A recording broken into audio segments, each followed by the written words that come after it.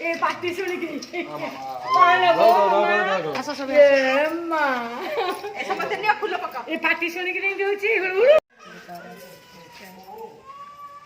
नहीं दे बुलाई दे पे गरम आनी जो नहीं उड़ाउली शुणिकी से डरी गला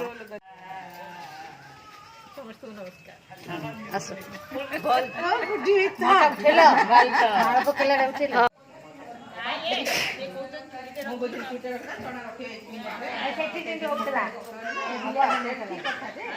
बस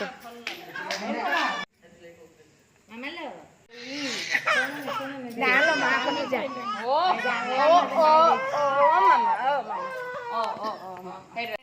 एमते उठा हमर गोटे उठा मा झेर उठा हम माजे दोली रे बस पिन्नी आ मा झेर गोटे उठा एपड़े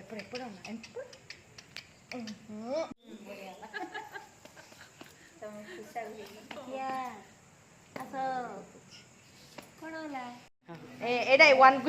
मिनिट गेम चेंज कर दा ए चमचे समस्ते नहीं पारी पारन भी आ धोइबो केते ये करे नहीं दे दियो जे छिंगलाला हां मत पछाड़ खेलबा हां बहुत दिन परे जाम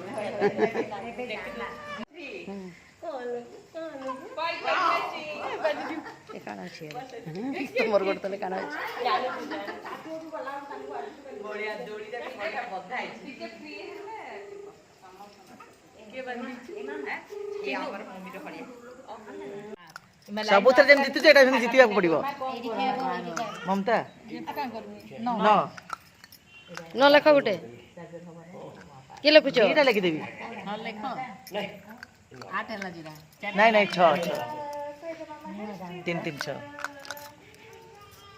4 2 6 ए मो गोटे ताळो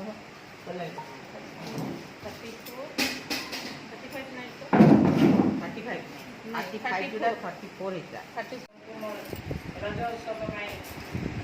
स्वागत नमस्कार और अभिनंदन आज का रज द्वितीय दिन संक्रांति रज संक्रांति उपलक्षे आम नारी मैंने पाटनागढ़ कलिंग वैश्य महिला संघ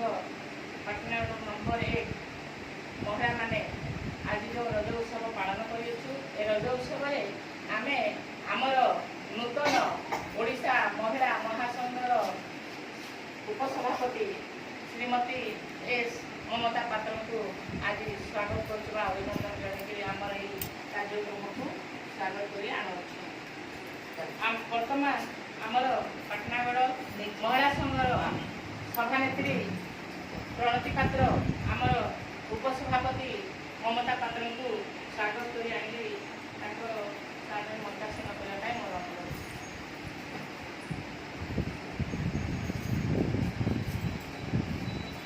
वर्तमान आमर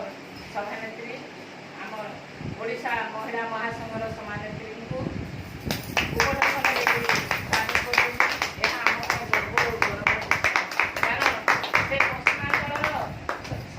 सभानेत्री हिसाब से थी बहुत किसी कार्य करके वर्तमान उच्च पदवी की जाकरी आमर ओडिशार आमर पश्चिमांचल समस्त गर्व बढ़ेगा तो आमको बहुत खुशी लगुच आमे आमर आमे आगुरी से आगुटे उच्च पदवी को आसंता इलेक्शन में जीवे बोले आमे आशा प्रकाश करूँ आनंदर सह स्वागत बा अभिनंदन एणुक आमे सबे कूलभूमि आज स्वागत करने एडी आगो गास सुकुदा पा गरम होची हां हम मणा सुदी पई आज का रज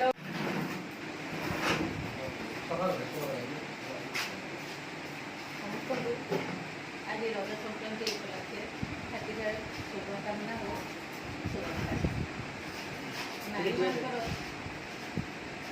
पर्व हूँ रज रज को केते हर्ष उल्लासर सहित समस्ते पालन कर माने पुरपल्लीगण ग्राम में सब जगह सहर में सब जगह देखा मिली बहुत हर्ष उल्लास सह पालन कर आज जो पटना संघ नंबर 1 महिला मैंने मत आज सम्मान अधिकारी कर तो कहवाक चाहे सम्मान अधिकारी मुझे आम पटना संघर सब महिला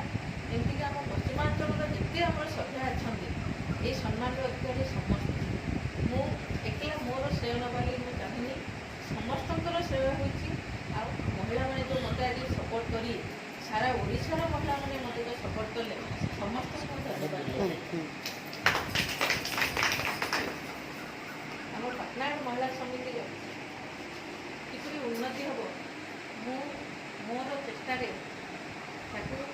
ଯାହା ବି କିଛି ମହିଳା ସଂଘରେ କିଛି ବି ଡିସ୍ପ୍ୟୁଟ୍ ଅଛି ମୁଁ ଚେଷ୍ଟା କରି ତାକୁ ସମାଧାନ କରିବାକୁ, କିନ୍ତୁ ଆପଣମାନଙ୍କର ସମସ୍ତଙ୍କର ସହଯୋଗ ନେଇକି ମୁଁ କରିପାରିବି। ଆପଣମାନେ ମୋତେ ପ୍ରତିଶ୍ରୁତି ଦିଅନ୍ତୁ ଆଗାମୀ ଦିନରେ ଆପଣଙ୍କର ମହିଳା ସଂଘ ମୁଁ ସୁଦୃଢ଼ କରିବା ପାଇଁ ଚେଷ୍ଟା କରିବି। ଆପଣଙ୍କୁ ପ୍ରତିଶ୍ରୁତି ନେବି। ହାପି ରଜ ସମସ୍ତଙ୍କୁ ମୋର ଅଭିନନ୍ଦନ ଆଉ ସମସ୍ତଙ୍କୁ ମୋର ନମସ୍କାର। ଆଜି ହେଉଛି ରଜର ଦ୍ୱିତୀୟ ରଜ, ଆଜି ସଂକ୍ରାନ୍ତି। ଆମକୁ ବହୁତ ଖୁସି ଲାଗିଲା ରଜରେ ସମସ୍ତେ ଯେଉଁ ମିଳିମିଶିକିରି ମଜା ମଜଲିସ କଲେ, କେତେ ଜିନିଷ ଆମେ ଖୁସିରେ ଯେଉଁ ଆମେ ଉପସଭାପତି ହିସାବରେ ମହାସଂଘର ଉପସଭାପତି ହିସାବରେ ଯେନ୍ଟାକି ଆମର ପଶ୍ଚିମାଞ୍ଚଳରେ ସଭାନେତ୍ରୀ ହିସାବରେ ଥିଲେ, ସେ ଭୋଟରେ 512 ଭୋଟରେ 512ରୁ 375 ଭୋଟରେ ସେ ଜିତିଛନ୍ତି। ସେଥିଲାଗି ଆହୁରି ଇଲେକ୍ସନ୍ ଚମ୍ପିଅନ୍ ହେଇଛନ୍ତି ଦୁଇଟାକେ। ଏଇଟା ଏକ ଖୁସିର ସହିତ ଆମେ ଅଭିନନ୍ଦନ କରୁଛୁ ଆଉ ସେଥିପାଇଁ ମୁଁ ସମସ୍ତଙ୍କୁ ପ୍ରଣାମ। ସମସ୍ତଙ୍କୁ ରିକ୍ୱେଷ୍ଟ କରିବାକୁ ଚାହୁଁଛି, ଆଉ ଆପଣମାନେ ସମସ୍ତେ ବି ଜାଣିଛନ୍ତି, ମୁଁ ବି ଜାଣିଛି ଆପଣ ମହିଳା ସମିତିରେ କିଛି ନା କିଛି ପ୍ରୋବ୍ଲେମ୍ ଲାଗିଛି। କେତେ ମେମ୍ବର ଆସୁନାହାନ୍ତି, କେତେ ଜଣ ଛାଡ଼ିଛନ୍ତି, କିନ୍ତୁ ତାର ପ୍ରୋବ୍ଲେମ୍ଟା କେଉଁଠୁ ଷ୍ଟାର୍ଟ ହେଲା କି କ'ଣ ପାଇଁ ଏମିତି ହେଲା ଆପଣମାନେ ସମସ୍ତେ ଜାଣିଛନ୍ତି? ସମସ୍ତେ ତ ଜାଣିନାହାନ୍ତି। ସମସ୍ତେ ଜାଣିଛନ୍ତି କିନ୍ତୁ ମାନେ